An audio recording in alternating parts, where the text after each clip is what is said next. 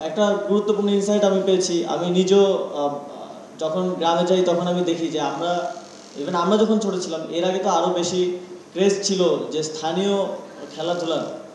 তো এখন যখন গ্রামে যেতাম আমি দেখতাম যে মাঠ খালি পড়ে থাকে।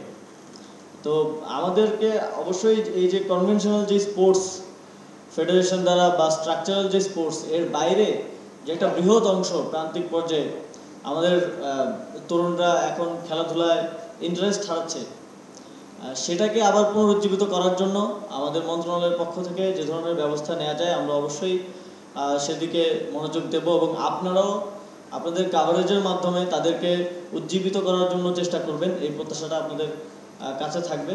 ধন্যবাদ আপনাদের সকলকে, আপনাদের সহযোগিতা এবং আপনাদের বস্তুনিষ্ঠ সাংবাদিকতায় ক্রীড়াক্ষেত্রকে আমরা একটি ভালো জায়গায় নিয়ে যেতে পারবো।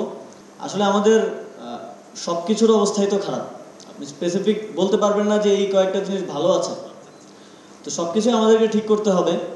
আমি অবশ্যই সময় করে পরিদর্শন করার চেষ্টা করবো, আমি ইতিপূর্বে করেছি এবং ওইভাবে আগে থেকে খবর দিয়ে না হুট করেই আমরা চলে যাওয়াটা আমার ওইটাই ভালো লাগে এবং আসল যে চিত্রটা সেটা তখন আমি দেখতে পারি আর কি।